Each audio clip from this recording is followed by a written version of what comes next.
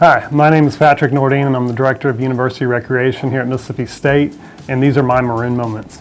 We started in 1992, I think it was, when I came here for basketball camp. I was living in Sweden at the time, and my dad was a graduate of Mississippi State. He got his master's and PhD here in history back in the late 60s, I think it was.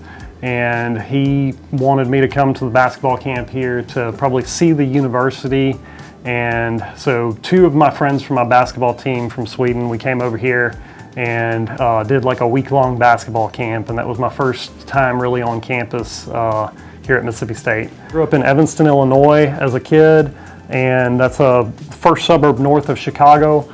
After that, I think I was 12 years old when we moved to Sweden, and spent my high school years there. And when I came to Mississippi State, I flew into the Atlanta airport. My uncle, who lived in Atlanta, met me at the airport there and flew with me on a propeller plane from Atlanta to GTR, dropped me off basically, I think it was Memorial Day weekend of 1995. He spent like a day with me, made sure everything was good, and then I was basically on my own at that point. So I was a freshman, starting summer school, didn't know anybody here, didn't really know anything about the place. Again, I was, I'd lived in really metropolitan areas, and my first thought, those first few days were, what have I gotten myself into? But through that summer, I kind of just discovered what was available for students here. At the time, there was the Tin Gym and the McCarthy Gym, and I had nothing but free time on my hands. I was taking like 1 or 2 classes each semester, and then eventually found my way over to, there was an abs class. I'd seen a flyer on campus for what was called like a hardcore abdominal workout, and that just sounded appealing to me, and so I went to that class and went to it probably for the whole freshman year, and I was taking, I think, like French 2 my freshman year, and invited all my friends from that class to come with me to the abs class. And towards the end of my freshman year, the guy who was the instructor of the class, he came up to me before a class one day. He was working on his master's degree.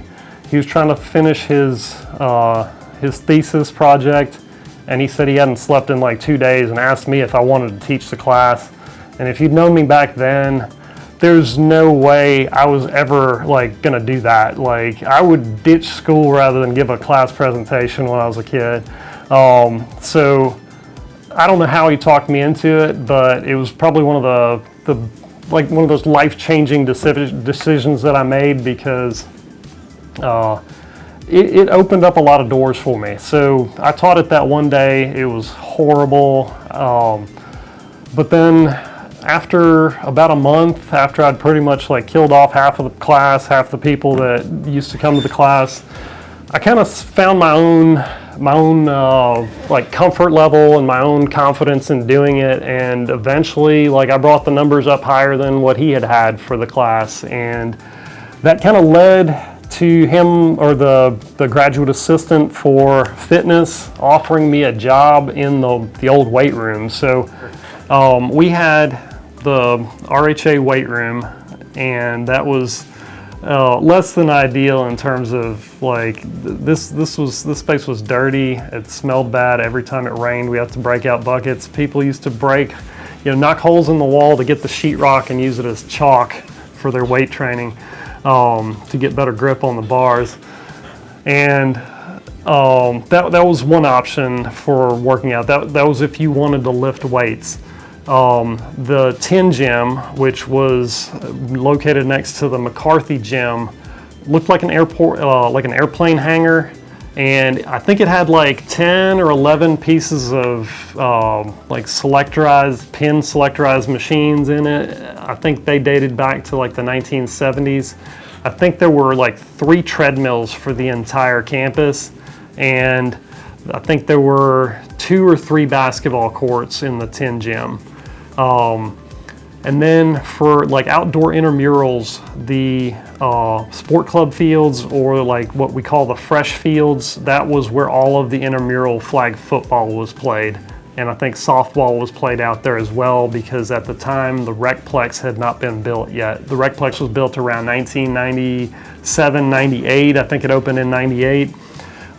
So I think the planning for the Sanderson Center began in 1993, and the building was completed in June of 1998. 150,000 square foot building, and at the time was a national award-winning facility because of all of the amenities that it had.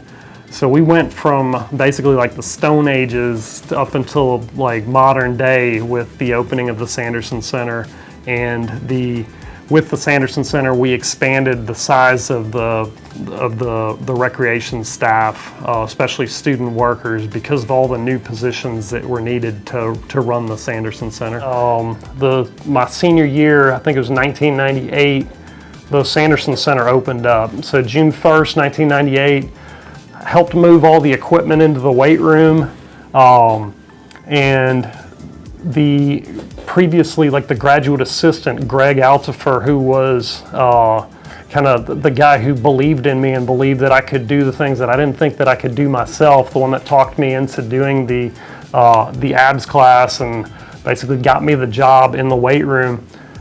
He became the fitness director, and he was the one that designed the weight room and the strength and aerobic conditioning area here at the Sanderson Center. He hand-selected every piece of equipment. I think we had about $750,000 worth of fitness equipment, and a lot of times people just get lazy when they select equipment. He went through and got the best piece of equipment biomechanically of whatever was on the market at the time. And that was really cool, because a lot of times people just buy the entire line of one piece of equipment. He went out and made sure that the biomechanics of the equipment was what it should be. Along the way, we hired a guy named Jason Townsend. So after I'd finished my undergrad, I became a graduate assistant for fitness under Greg, and I hired a guy named Jason Townsend to be a fitness trainer here at the Sanderson Center. And now, as you probably know, Jason is the associate director here. He and I have a very long journey together, going back to probably 1999 or 2000, I think, when we first hired him. So really, really cool that he and I are still working together. When I finished grad school, I took a job in New Orleans as a software applications engineer for a consulting firm that had a contract with Entergy in downtown New Orleans. While I was living down there, a lot of my friends and a lot of my coworkers were LSU graduates, and I started going to a gym. None of them had any experience working out, and I invited them to come to the gym, and I kind of trained them from the experience that I had having worked at Sanderson Center. And I found that there was some value in what I did, and they saw progress, because they didn't know what they were doing before I started training with them, and they were making some serious progress, and I felt like I was having a positive impact on people. And that's when I kind of realized that maybe I was in the wrong profession. And so when there was an opening for a facilities director here at the Sanderson Center, I jumped at it, and I think that was one of the best decisions that I've made in my life, because what I got here at Mississippi State was quality of life, coworkers that I liked working with, and the Sanderson Center is kind of like the Disney World of Mississippi State University. It's where people come during their free time to have fun, and it's just a good atmosphere. And so I've been here for almost 21 years now, since I came back from New Orleans, and worked with some really good people through the years. Laura Walling, who was the director of recreation for, I guess, 30 years. She played an integral role in my development as a professional. She placed a lot of trust in me and let me try new things, and let me let me be creative, and that was very meaningful to me. Okay, so when I was a student, I feel like a lot of what was termed fitness was purely aesthetic. It was that, you know, it was all about getting in shape, and that means basically like getting in shape aesthetically. And I think that through the years, as the research has expanded into what all the benefits of exercise are, we're learning new things every day as far as what exercise does. So as a student, I didn't realize the mental health benefits of exercise myself. I just kind of knew that after I'd worked out, I felt better. But I never realized that it had such a strong impact on mental health. As far as a 30-minute walk can do numbers for your mental health. It helps with depression, it helps with anxiety. Exercise does 3 things to help you cognitively. So your memory improves, like your memory recall. So if you're studying for an exam and you've worked out before you're studying, it helps your memory recall when you've worked out before the study session. It also helps with focus. So again, when you exercise before studying, it kind of like puts your brain into this overdrive mode of clear thought and focus. And then finally, exercise promotes creativity. So for me, when I work out, those are when I have some of the best ideas, and it's like, I need to write this down because this doesn't happen all the time that I have this kind of thought.